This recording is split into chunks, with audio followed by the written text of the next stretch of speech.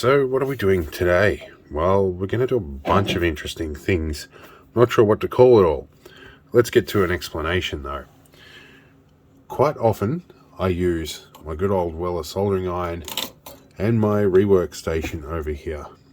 But the only way to turn them on and off for any real length of period of time is to turn them off at the power. Now, if you've been a long time subscriber, you'll know that I installed 15 power points along the back of my desk.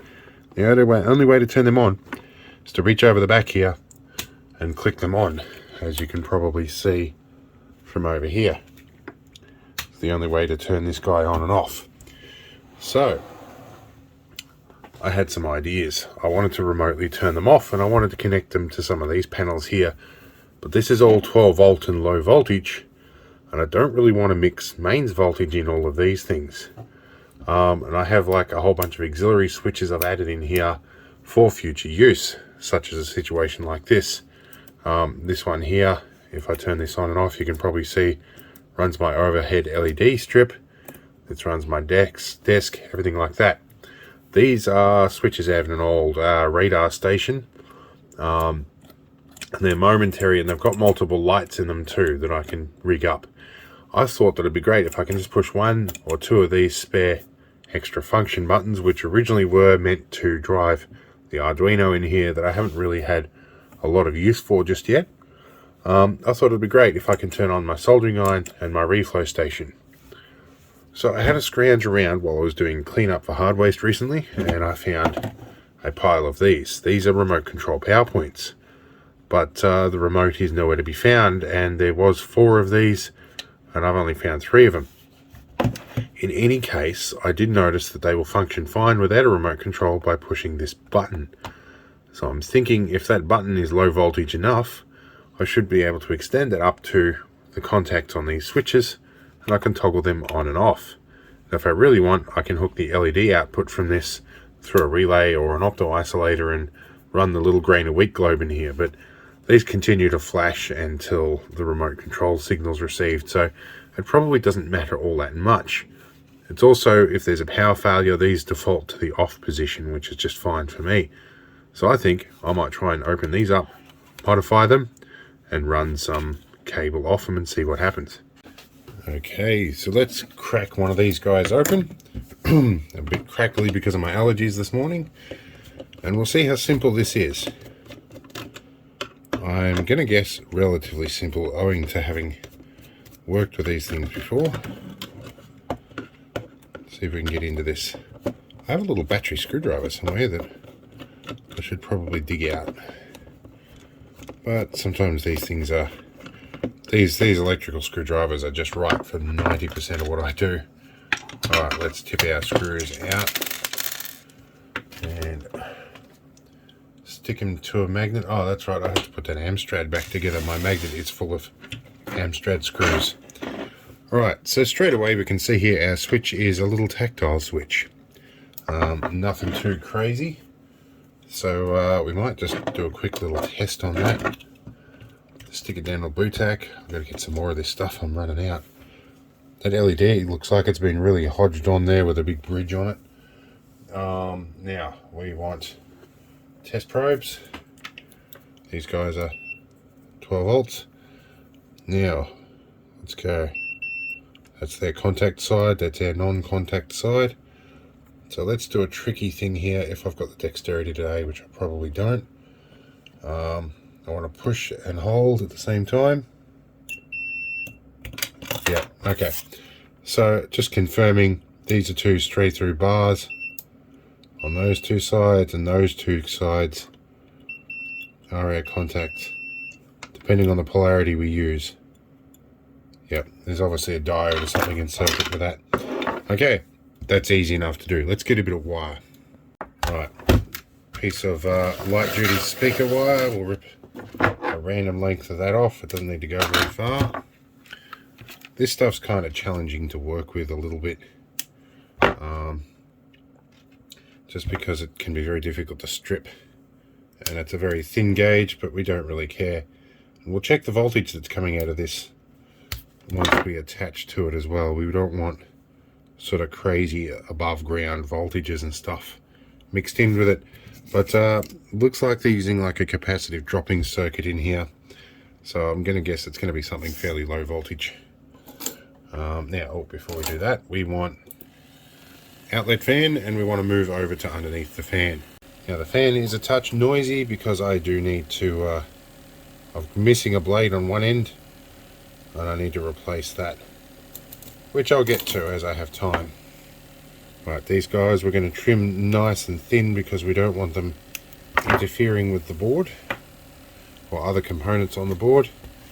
Now we're going to change our focus down to this, and we are going to add, you know what, let's go closer focus. Alright, provided my hand doesn't get in the way, we should be able to see a little bit better what I'm doing here. Or my hand might. Let's swap to the other side. Now the problem we might have on this side is that the soldering line may get in the way. I haven't re-tinned these contacts yet, but we may not need to. See how we go. Can we heat that contact right there? Drop you one now. I need a little bit of fresh solder because it's flux core and I can't be bothered getting my flux out. Many tic-tacs later. Wow, that peppermint went down the hard way. Alright, well, I'm melting half the switch here, but I don't care too much. I'm using an iron that's probably a smidgen big for this job, but we'll get there. This is my trusty favourite. That is just the right temperature for doing all this stuff, and I cut these wires a tiny bit off. Okay, we're attached. Okay, now you're probably wondering how we're going to get the wire out of the original panel. Let me show you that. Firstly, we'll turn the noisy outlet fan off. Secondly, I think I have an idea how. I think I'm just going to pop the button out and poke it through the hole. I think that will be pretty well all we need to do, because these aren't going to be accessed by the general public, so I think that will be quite fine. And anything you can poke in there is likely to contact the low voltage side of things, whatever the voltage is. Position that a bit better. One thing I do like about these, you can see here they actually have proper contacts in here. Some of the cheaper Chinese ones have just basically a piece of flat bar with a twist in it, and that really only connects on a very small point, and that can be kind of dangerous. And it's also why a lot of those $2 shop power boards tend to have intermittent contact problems, and I find people get a lot of them for running surveillance camera power packs, and they wriggle around and bump, and they blame me for the cameras being crap when it's their choice of power board that's got a lot to do with it. So I usually go and buy an LED lighting supply that's good for about 10 amps and rig that to run constantly without any dimming control, and that usually works a lot well. I think I've got about 16 cameras running off one of them in one installation. So we'll put all this back together. Alright, now at this point we're going to plug it in and we're going to test what sort of voltage we have across our switch contacts, just to be sure. Alright, so we're a little bit close to the end of the lead here, so we'll do this sort of half off screen a little bit, or off camera. We'll clip on our test probes here.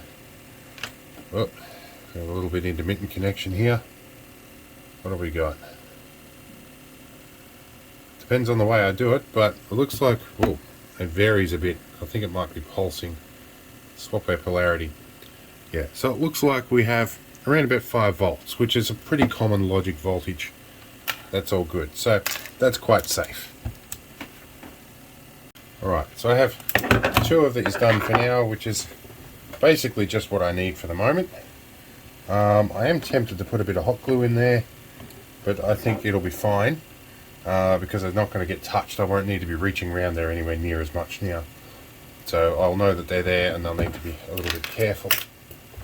So we'll clean all this stuff out of the way, and we need to get our panel off the front here.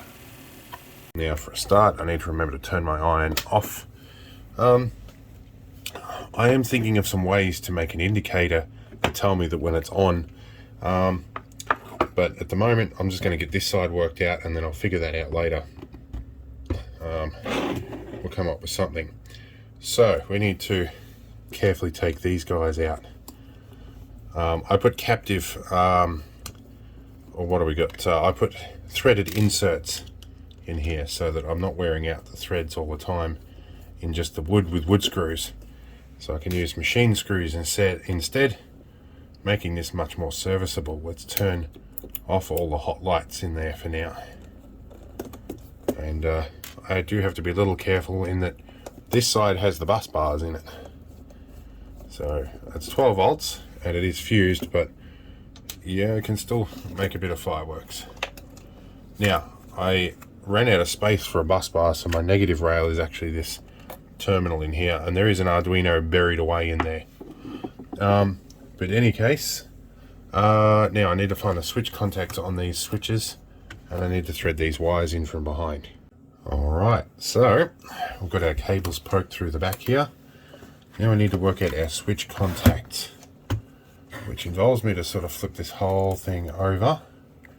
Actually no, that's all good. These are two micro switches on the back of these, so I think if I just turn this sideways, I'll probably get enough to get in there. Now, here's where I need to turn the soldering iron back on, let that warm up, and then I will find the two contacts I need up here. I think that's a common and that's a normally open. Let's find our test probes, which is going to be interesting because these are isolated. That's all right. So that is going to be a common. That's a normally open, normally closed. That's our normally open. So the two outer terminals, which are the ones that have been previously connected. So I think that is telling. All right. Oh, my leads are hanging on the floor. All right, let's wait for the iron to get hot. All right, the iron is nice and hot, which means we need to push that button there for outlet fan. All right, let's see if we can get a bit of fresh solder on here and a bit on the other side. Tricky angle. You notice I stopped talking while I'm doing that. I'm holding my breath so I don't have to breathe the stuff in. Now that is our F2 button, that is right. I'm going to laser cut some facades for the top of these. Ow, oh, that contact was still hot, that burnt me. Oh. Big contacts, they retain a lot of heat. And I am all shaky this morning because I wore myself out yesterday. Oh, that really hurt. Oh. Yeah, alright, I'm going to have to go get an ice pack. A few moments later. Alright, ice pack found. Normally I'd use just cold water, but that was the quickest thing on hand. Alright, let's see if we're going to trim this a little bit. See if we can solder in this tricky position. Oh, come on.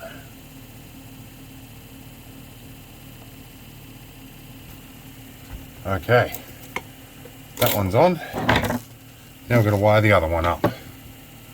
Alright, got these contacts prepped and we've removed the old wiring off it. And we can probably get under that contact there. Don't breathe in. God knows what they put on this.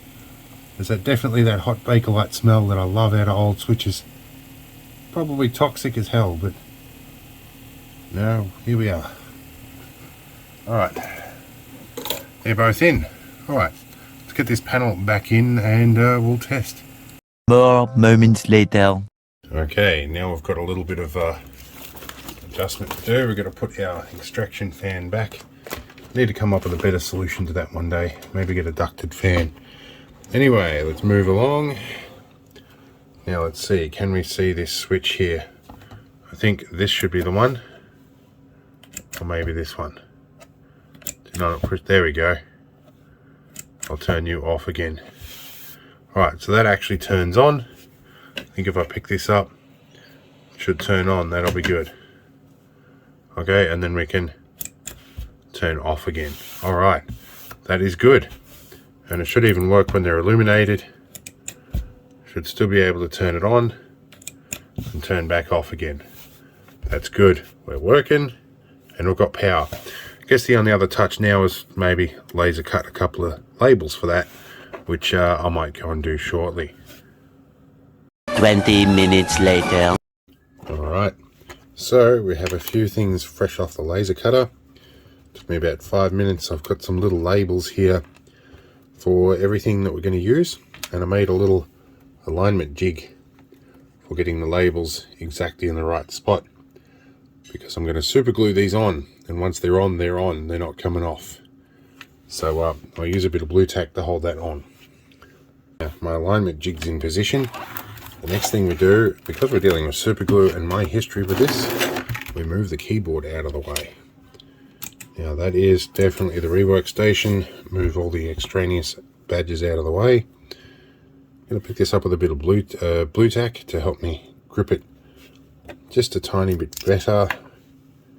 And I don't think I'm going to need much here. I think I'm just going to need probably the tiniest little drop on the back here, and we'll push in to our position nicely, and we'll hold it in situ nice and square under there. There we go.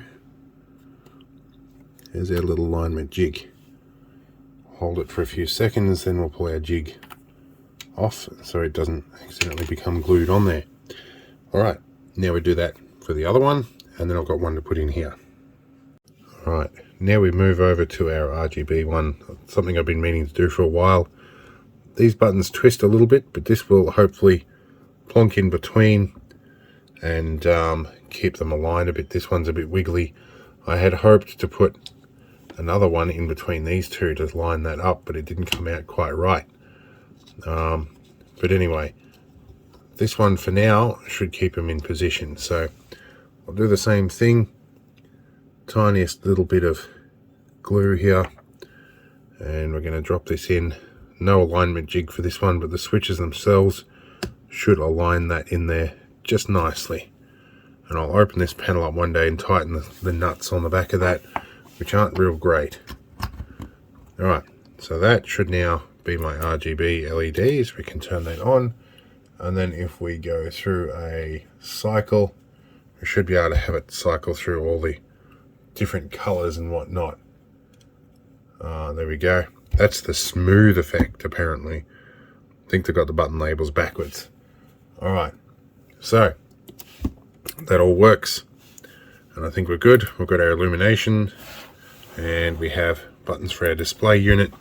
I think I've got a playlist behind building this, so I'll stick that in the description, and maybe I will pin a comment as well with that link in there. But yeah, this is always I always had plans to add extra stuff on here. I've got some auxiliary inputs that will probably go to the Arduino in here, and the restart and shutdown I'll probably still use for that. But for the moment, I've just got it rickrolling everybody, and I played around with making some graphics. I used an Excel spreadsheet actually to work out the hex for that, so I have little floating diode symbols in there. But anyway, now I have an easy way to turn on my soldering station and my rework station, so I'm pretty well happy with that.